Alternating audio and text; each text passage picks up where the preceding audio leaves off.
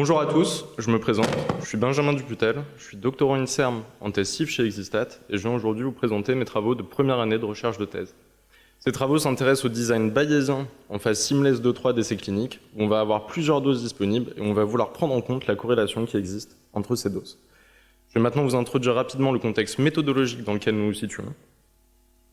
Donc traditionnellement, les essais cliniques sont composés de plusieurs phases indépendantes entre lesquelles on va prendre du temps pour analyser les données et planifier la phase suivante.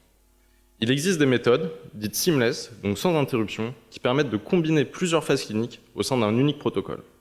Parmi ces types de design, on en distingue deux.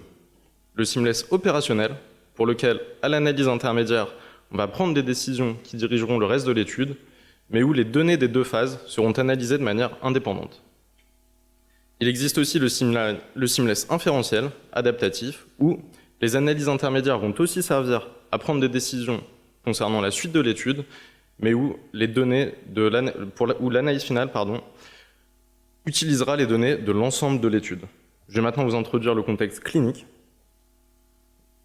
Donc, mes recherches se sont articulées autour de l'étude Atalante du laboratoire OSE. C'est une étude dans le cancer du poumon, randomisée et contrôlée, et elle compare l'efficacité d'un traitement expérimental au best standard of care, donc le meilleur traitement disponible. C'est une étude seamless, elle aussi, en phase 2-3, en statistique fréquentiste. La phase 2 utilise un critère binaire qui est le taux de mortalité à 1 an, et la phase 3 utilise un critère de survie qui est la survie globale. Pour conclure en phase 2 et passer en phase 3, on va utiliser un test de Fleming, et pour l'analyse finale en phase 3, on utilisera un test du log-rank. Donc notre objectif, c'est à partir de cette étude, de développer une nouvelle méthode bayésienne dans laquelle on va ajouter plusieurs bras de traitement composés eux-mêmes de plusieurs doses, et on va essayer de prendre en compte la corrélation entre les doses d'un même traitement. Je vais donc vous introduire le schéma de ce design. Donc comme je vous disais, on a ajouté plusieurs bras de traitement à l'étude initiale, eux-mêmes composés de plusieurs doses. On a gardé de l'étude initiale la comparaison à un contrôle, ainsi que le critère binaire pour la phase 2 avec le taux de mortalité, et un critère de survie pour la phase 3. Donc comment va se dérouler cette étude? On va avoir une analyse intermédiaire qui va se dérouler en deux étapes. Une première étape va être une étape de futilité, où on va exclure toutes les doses qui n'auront pas montré une efficacité suffisante jusqu'à cette analyse intermédiaire. Une seconde étape va être une étape de sélection, où parmi les doses qui auront passé l'étape de futilité, on va sélectionner celle qui aura la plus grande probabilité de succès contre le contrôle pour la phase de survie. Ensuite, en phase 3, comme dans l'étude initiale, on va comparer l'efficacité de la dose sélectionnée face au contrôle. Je vais maintenant vous présenter plus en détail la phase 2 et l'analyse intermédiaire de notre design. Donc, comme je vous disais, on a gardé de l'étude initiale le critère binaire et la mortalité à 12 mois. Comme on a ajouté plusieurs doses dans des bras de traitement, on va vouloir prendre en compte la corrélation qui peut exister entre les doses d'un même traitement. Et donc, on va modifier la probabilité du taux de mortalité grâce à la fonction logit et utiliser un modèle hiérarchique. Ce modèle hiérarchique va nous permettre d'introduire une matrice de corrélation entre les doses d'un même traitement, qui est représentée ici. Et donc, c'est une matrice autorégressive, c'est-à-dire que deux doses éloignées dans un traitement vont avoir une plus faible corrélation que deux doses qui sont proches. On va ensuite calculer les probabilités a posteriori des taux de mortalité pour chacune des doses, puis passer à l'analyse intermédiaire. Donc cette analyse intermédiaire, elle est faite en deux étapes, comme je vous le disais, avec une première étape de futilité. C'est-à-dire qu'on va regarder les probabilités a posteriori que pour chacune des doses, le taux de mortalité soit supérieur à celui du contrôle, et si cette probabilité excède un certain seuil de futilité, taux 1, alors la dose sera rejetée de l'étude. On a ensuite une seconde étape de sélection, donc parmi toutes les doses qui auront passé l'étape de futilité, on va s'intéresser aux probabilités prédictives de succès, par rapport au contrôle et sélectionner celle qui a la probabilité prédictive la plus élevée d'être efficace face au contrôle. Je vais maintenant vous présenter la phase 3. Donc, pour modéliser les temps de survie des individus de l'étude, on utilise une loi de Weibull à deux paramètres. On a le paramètre alpha qui est le paramètre de forme et le paramètre d'échelle, gamma, qui va plus décider des distributions des temps de survie. Afin d'introduire des covariables de traitement dans notre modèle, on va modifier le paramètre d'échelle gamma grâce à la fonction logarithme et introduire la matrice de covariables et les coefficients de régression associés. Ici, On a deux coefficients, bêta 0 et bêta 1, car on va s'intéresser seulement à la covariable de traitement. Bêta 0 va représenter le temps de survie global des participants à l'étude, et bêta 1, le gain en survie apporté aux patients qui sont sous le groupe de traitement. Pour les distributions a priori de cette phase, on utilise un prior non informatif pour le paramètre de forme alpha, qui est une loi gamma, et pour les paramètres de régression, bêta 0 et bêta 1, on va utiliser une loi normale, et celui-ci va être plus informatif. On va aller centrer sur les données de la phase 2, mu0 et mu1, et il va y avoir des spécificités selon qu'on utilise le design inférentiel ou le design opérationnel. En fin d'étude, on déclarera le bras de traitement efficace par rapport au contrôle si la probabilité que bêta 1 soit supérieure à 0 excède un seuil d'efficacité qu'on fixera.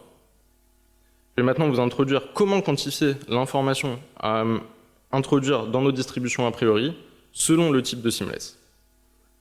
Donc, pour quantifier notre quantité d'informations disponibles dans le a priori, on va utiliser la méthode de l'effective sample size, c'est-à-dire à l'information d'environ combien de patients est équivalent la distribution a priori que j'introduis dans mon modèle. Rappelez-vous, pour le design opérationnel, les données des deux analyses sont analysées de manière indépendante. On va donc pouvoir avoir un prior informatif qui sera centré sur les données de la phase 2 et où l'effective sample size sera proche de la taille d'échantillon utilisée pour l'analyse intermédiaire. Pour le design inférentiel, en revanche, on utilise les données de l'ensemble de l'étude pour conclure lors de l'analyse finale. On ne peut donc pas avoir un prior trop informatif dans notre phase 3, car sinon on risquerait de surévaluer les données de la phase 2. On aura donc dans ce cas de figure un effective sample size proche de 2 ou 3 patients. Je vais maintenant vous présenter les simulations et leurs résultats. Donc, je vais vous présenter ici deux scénarios, et pour chaque scénario présenté ici, on a 1000 essais cliniques qui ont été simulés. On a un sample size par groupe pour les deux doses, donc le contrôle et la dose sélectionnée, qui est de 125, et un seuil de futilité de 40%. C'est un seuil qui permet d'arrêter avec une assez bonne précision les doses inefficaces à analyse intermédiaire et de sélectionner également avec une assez bonne précision la dose efficace lorsqu'une efficacité existe. Pour le coefficient de corrélation entre les doses, on a fixé un seuil à 0,5 et un seuil d'efficacité de 95%. L'analyse intermédiaire se fera après avoir obtenu les résultats de 30 patients. Donc pour le premier scénario, on va avoir un bras de traitement qui va être supérieur au bras de contrôle. Il a été simulé avec une médiane de survie de 10 mois contre 7 mois pour le bras de contrôle. Pour l'effective sample size du design opérationnel, on est à environ 15 patients en médiane et 2 patients pour le design inférentiel. Le second scénario, on aura le contrôle qui sera supérieur à tous les bras de traitement et avec le meilleur bras de traitement qui aura une médiane de survie de 5 mois contre 7 mois pour celui du contrôle. Les effectifs sample size restent similaires au premier scénario, c'est-à-dire en médiane on est à 15 patients pour l'effectif sample size du design opérationnel et à 2 patients pour le design inférentiel. Je vais maintenant vous présenter le résultat de ces deux scénarios. Donc pour notre premier scénario, on a 12% des études qui se révèlent futiles à l'analyse intermédiaire, c'est-à-dire que dans 12% des cas, aucune dose ne va être sélectionnée et l'étude va s'arrêter à l'analyse intermédiaire après l'analyse des 30 premiers patients. Dans 83% des cas, la dose simulée comme étant la meilleure sera sélectionnée pour aller en phase 3. Et enfin, dans 5% des cas, on va avoir une autre dose que la meilleure qui sera sélectionnée. Pour la phase 3, on a les résultats des deux types de design. Et donc, pour le design opérationnel, on a 82% d'efficacité de la dose simulée comme étant la meilleure. C'est-à-dire que 1% des études ne concluront pas à l'efficacité parmi les 83% des cas où la meilleure dose sera sélectionnée. Quand une autre dose est sélectionnée, on n'a jamais d'efficacité lors de l'analyse finale. Pour le design inférentiel, on est légèrement meilleur que pour le design opérationnel, mais à nombre de patients égal. C'est-à-dire qu'ici, avec l'analyse des 125 patients, on a gagné 1% d'efficacité par rapport au design opérationnel, mais il faut savoir qu'en réduisant la taille d'échantillon sur laquelle on fera notre analyse finale, on reste légèrement supérieur au design opérationnel et à environ 95 patients, on est légèrement supérieur, on s'approche des 82% d'efficacité, mais en utilisant moins de patients. Je vais maintenant vous présenter le scénario de futilité. Donc, quand on simule le contrôle comme étant meilleur que tous les bras de traitement, on va avoir 91% des études qui s'arrêteront bien à l'analyse intermédiaire et la dose, avec une médiane de survie de 5 mois, sera sélectionnée dans 9% des cas. On n'a aucune autre dose qui est sélectionnée. Pour le design inférentiel, comme pour le design opérationnel, on a 1% d'efficacité en fin d'étude, donc pour des doses simulées comme étant moins efficaces que le placebo, on n'aura presque jamais une étude efficace en fin d'étude. Il va maintenant être temps pour moi de conclure. Donc, en conclusion, on a proposé un design efficace pour détecter l'efficacité du traitement lorsque celle-ci existe, et avec les seuils que j'ai utilisés, on va aussi pouvoir détecter avec une assez bonne précision les doses qui seront inefficaces et donc arrêter l'étude si aucune dose ne s'avère efficace. Pour le design inférentiel, on a des caractéristiques opérationnelles légèrement supérieures que pour le design opérationnel. Cependant, il permet de réduire la taille d'échantillon et de rester à peu près équivalent au design opérationnel. Les prochaines étapes de mon travail vont maintenant être de tester de nouvelles familles de distribution a priori pour la phase 2 et pour la phase 3 et voir s'il est possible d'améliorer ces résultats. Je vous remercie pour votre attention et je vais maintenant répondre à vos questions s'il y en a.